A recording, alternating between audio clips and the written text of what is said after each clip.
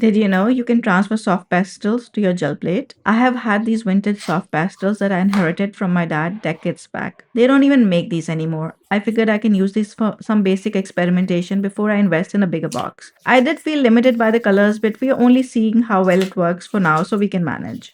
Let's start by swatching a few colors on copy paper. Yep, you can't use them directly. Ask me how I know.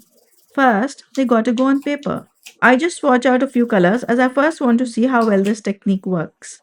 Once you have what you want on the paper, you just put it on your gel plate and rub firmly from the backside. The transfer happens pretty fast, and look at that. The pastel swatches have transferred to our plate. Let's use the American cheese color to pick this up. And the great thing is there is no need to wait before you put the paint on as nothing needs to dry. The soft pastels have very nicely adhered to the plate.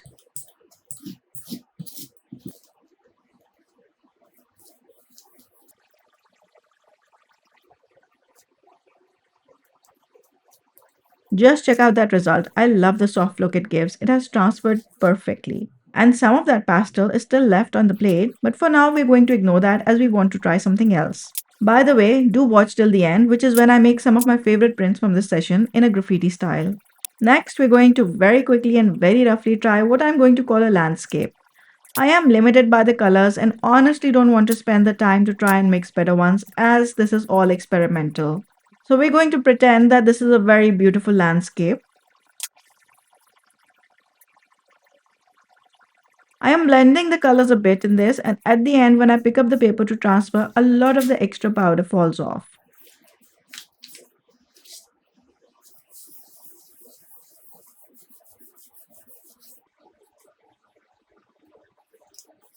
I feel like the print might have been darker had I put more soft pastel on the paper. And once again, we will use American cheese. Later on, I figure that white is a better background to use as the colors pop against that. This background subdues the colors a bit.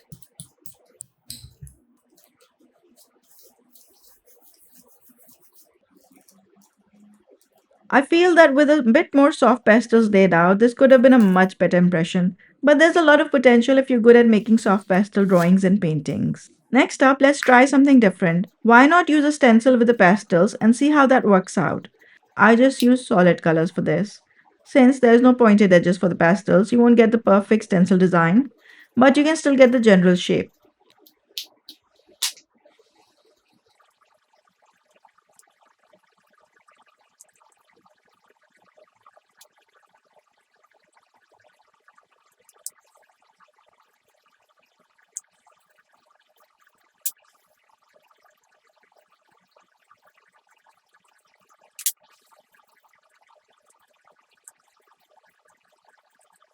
The stencil design is not bad, but I do think if you want to use stencils, you might be better off trying the pastel pencils for the outline and then fill with the soft pastels. You will have more control and the sharp edge of a pencil will get into all the corners. But if you want to see me test that out first, you will have to wait a bit until I can get my hands on some.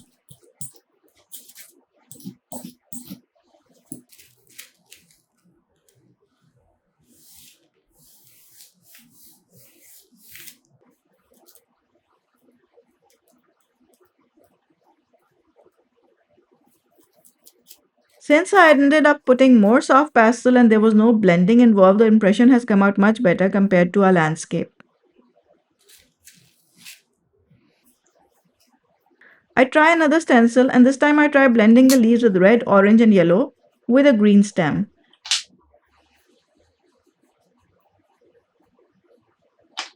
The stem was a bit hard as there was a very small opening for it. Remember not to confuse soft pastels with oil pastels, both are different. The chalk pastels can be used for an image transfer, and though we loosely say the same for oil pastels, strictly speaking, that is a resist technique, where the paint resists the pastel. With soft pastels, the product itself transfers over. Once I pick the stencil, you can see that parts of the stem are missing for obvious reasons, so I just try to draw them by hand. However, when I pick up the paper and the loose powder falls off, I realize more of the stems are now missing, so I have to draw a few more in place.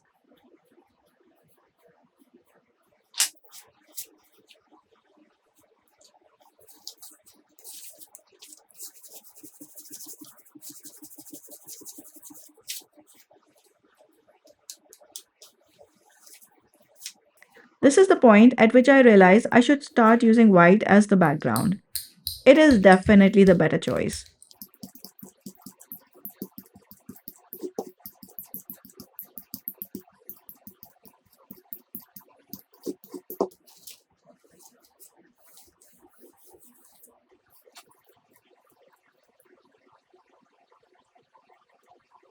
The slightly blended stencil design gives a sort of watercolored painted look that I love. But check this out, some of the pastels from our previous prints have also transferred here because the plate was not cleaned in between.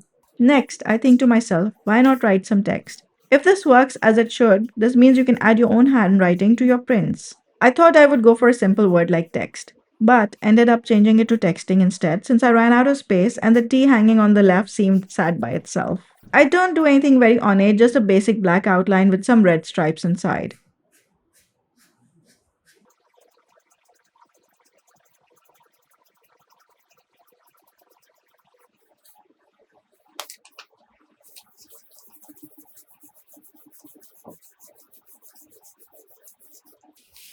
The transfer looks pretty good. Let's try and pick it up with white.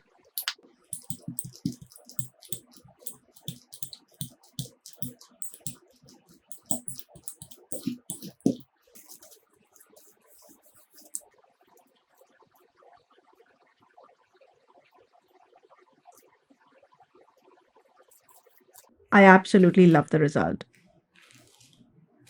So this gets me thinking, is it possible to layer the soft pastels on the gel plate? No better way to find out other than experimenting. So I make a red heart with some yellow blending and a black outline.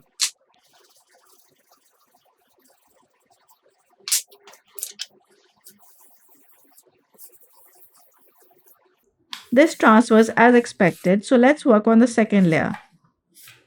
This is obviously going to be very cheesy, with love written on top. I almost thought about adding an arrow, but that might have been overkill. This is yellow with a black outline.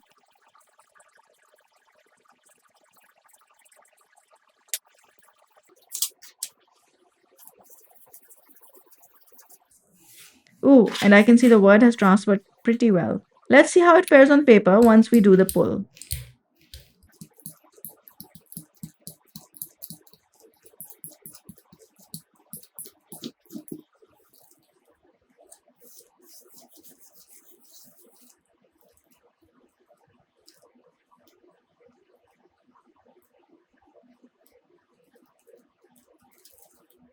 Two things are worth noting. One, you can completely see the word texting from the last print, meaning you can easily do more than one pull from the same drawing or painting. Two, the red overshadows the word love, so it is not as prominent as we would like. So I decide to go for one last pull. This time, a yellow heart with the red text on top.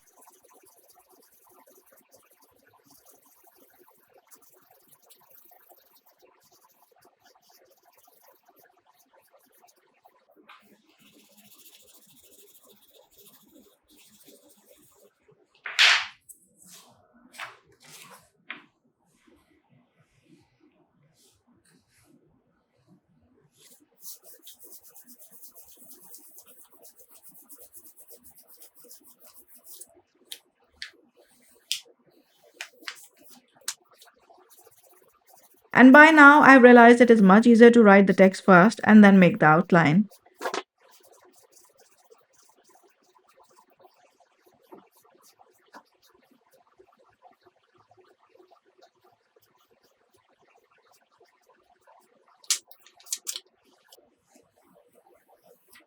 This one definitely looks more promising.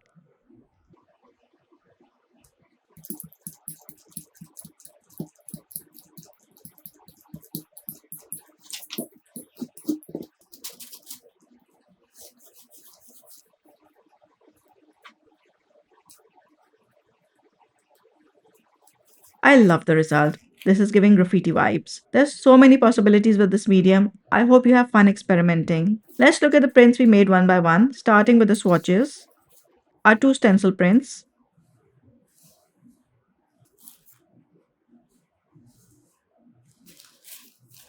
our landscape, our text, followed by the overlapping text with the heart, yellow on red, and red on yellow. Which technique do you like the best and plan on using in your prints? Let me know in the comments below. Subscribe and make sure to turn on all notifications if you don't want to miss out on future videos.